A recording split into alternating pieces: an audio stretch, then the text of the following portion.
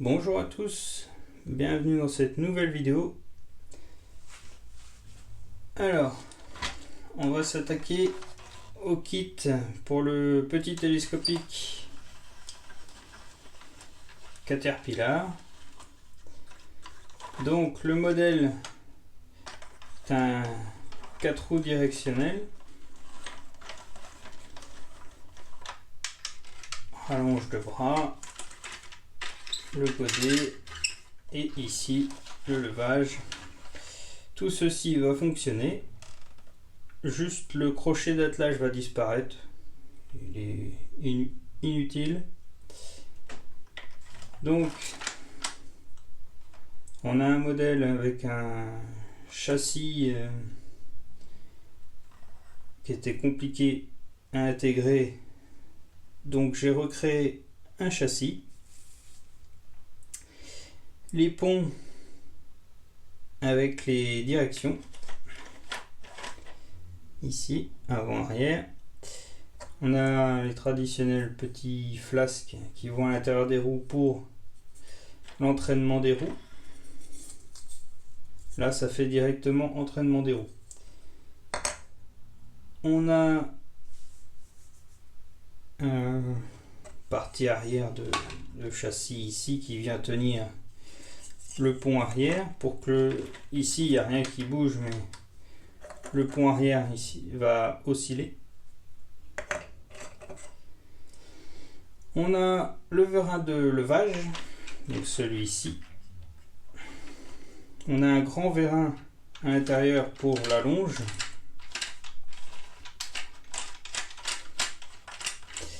Et un petit vérin pour le godet. Alors ici c'est un cache qui va venir à l'intérieur pour ne plus voir l'électronique à l'intérieur, parce que tout le fond à l'intérieur va être enlevé pour gagner de la place. Et ici on a deux caches, un qui va venir ici et un qui va venir ici, et les 5 pièces ici ce sont des pièces de découpe. Là ce sont les supports du vérin du milieu qui viennent se mettre ici. Alors pour ce modèle, c'est un petit modèle, donc ça va être plutôt un jouet plus que à faire des gros travaux. Pour le faire avancer, on a 4 micromoteurs N20 en 100 tours minute. Pour le vérin de levage ici, un 800 tours minute en M3 avec une tige M3. À l'avant, sur le petit qui va venir à l'avant sur le godet, c'est un 400 tours minute en M3 aussi, et le grand est en M4 en 800 tours minute. Pour la direction, on a deux micro servos, c'est les plus puissants que j'ai trouvé en 5 volts. C'est les seuls qui arrivent à faire tourner sans cramer. J'ai essayé plusieurs servos, ce sont les seuls qui tiennent, donc il y aura la référence, ils seront sur le site. Donc il en faut deux, un pour l'avant, un pour l'arrière. Pour les 3 vérins, il nous faut des petits contrôleurs Titan 1. Pour l'avancement des 4 moteurs, alors il n'y a pas besoin d'un si gros contrôleur. On peut mettre un plus petit, ça fonctionne très bien. Le seul problème sont les deux servomoteurs ici, ils consomment beaucoup d'énergie et celui-là ne sort qu'1 ampère, ce qui fait que quand on tourne de trop, les servomoteurs demandent beaucoup de puissance et ça coupe. Celui-ci sort 3 ampères au bec. La solution peut être un gros bec de au moins 3 ampères, parce que celui-ci fait 3 ampères qui est intégré au contrôleur pour l'avancement. Ça fonctionne parfaitement. 1 ampère, ça suffit pas, mais l'avancement fonctionne très bien. Donc on peut faire 2 contrôleurs comme ça, par exemple, à la place d'un gros, mais voilà, en niveau place, ça équivaut. Plus important, c'est d'avoir au moins 3 ampères de bec pour les cerveaux. Donc, hop, moi j'ai pris le choix de prendre celui-ci. Donc en fait, il va venir dessous, en travers comme ça. C'est pour ça aussi que j'ai refait tout le châssis, pour gagner de la place en dessous. Donc là, j'ai une batterie, elle est un peu grosse, en 12 volts, 1000 mAh en 12 volts. Elle est un peu grosse, je pense que 500 mAh suffirait amplement, parce que faut arriver à mettre toute l'électronique dans cette partie là en mettant la carte lui en dessous en travers. Toute l'électronique doit rentrer là, et moi j'ai pas recoupé mes câbles, c'est vraiment compliqué à tout rentrer, surtout avec une grosse batterie comme ça. Mais bon, je l'avais pour un autre modèle, donc j'utilise celle-ci. Mais et alors ici c'est un récepteur de radiocommande, un 6 voix miniature mini, pour prendre le moins de place possible. Évidemment, si on passe sur un traditionnel, voilà, l'encombrement n'est pas le même, et vu qu'il n'y a pas beaucoup de place. Alors 6 voix minimum, parce qu'il en faut 2 pour la direction, avec un mixage interne à la télécommande, et une voix pour l'avancement et 3 voix pour les vérins. Donc ça fait vraiment pile poil 6 voix, il n'y a plus de place. Donc voilà pour les explications, il est assez complexe. Donc on va passer au démontage. Alors le plus simple à démonter, c'est le bras. Il faut l'emmener jusqu'en haut pour avoir accès en dessous. Et moi, ce que j'ai fait, c'est que j'ai écarté ici. Voilà, ça fait un crack, mais c'est normal. Il faut aller enlever le vérin qui est dans le fond. Donc le vérin qui est là, il faut arriver à l'enlever. Donc là, il est enlevé d'un côté. Voilà. Et maintenant, on va pouvoir enlever cette partie-là. Crac.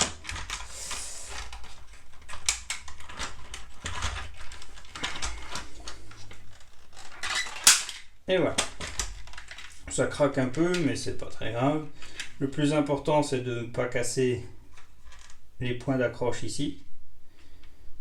Ça, c'est de la déco, mais on le garde. Ça, on l'enlève. On n'a plus besoin. Hop, ça c'est pareil. Donc, pour l'instant, donc voilà, le plus facile est fait. Maintenant, on va ouvrir ça. On a une patte ici, et on peut déjà défaire celle-là, celle-là, celle-là, là, là, ici, ici, et à l'arrière.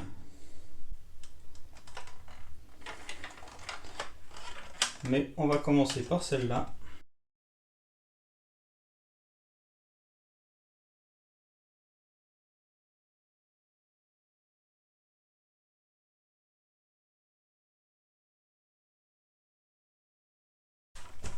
Donc les deux là, les deux à l'arrière ici, j'arrive pas à les avoir. Il y a un trou en fait ici pour aller les pousser. Voilà, l'arrière est défait.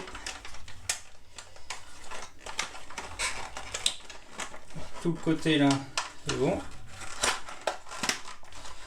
La moitié là, c'est bon.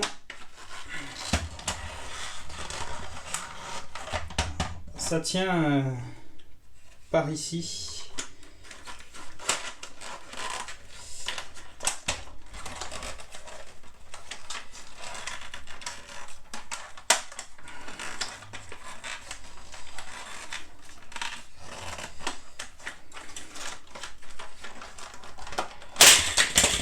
Et voilà. Donc ça, on n'en aura plus besoin. Les roues, on les garde. Tout le châssis ici, on l'enlève. On n'a pas besoin, on a celui-ci qui vient remplacer. Donc voilà, oui, il restait des pattes à l'intérieur, c'est pour ça.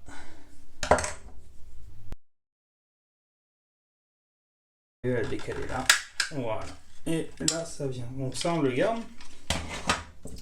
On va juste enlever la partie grise là. Voilà, plus besoin non plus. On peut déjà mettre le cache ici. Voilà.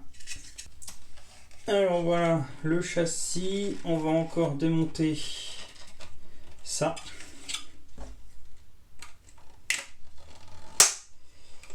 Voilà. Voilà. Donc là, on va juste l'aider un peu. Voilà. Ah, il y avait mon doigt en dessous. Ça, on le garde. Pareil pour la fin. On va démonter la cabine pour éviter de l'abîmer dans les découpes. Elle va gêner en plus. Donc, on va l'enlever en faisant attention. Donc, elle tient.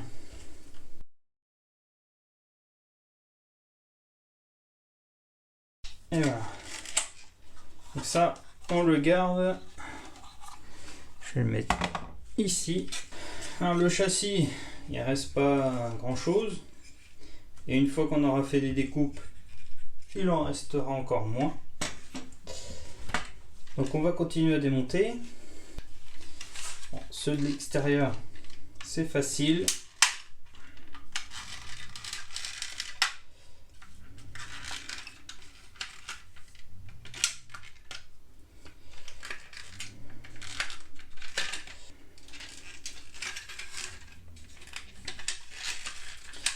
Donc là, il faut essayer de sortir le morceau à l'avant. Voilà. Il y a un petite patte qui vient bloquer là. Donc là. Voilà. Donc ça, on n'en a plus besoin non plus. Il y a une mouche qui m'embête. Elle passe devant. Donc là, on a le deuxième cache qui vient ici.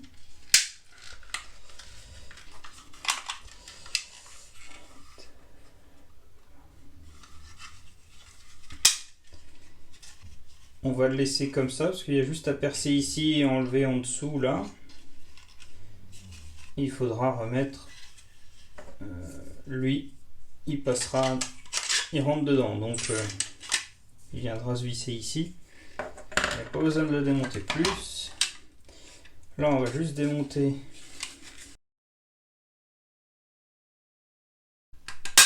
Voilà, je l'ai eu. Donc là,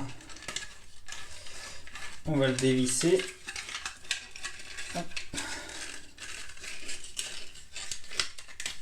Voilà. Alors là, pour le sortir, voilà, il faut juste le redresser et le tourner un peu. Et voilà.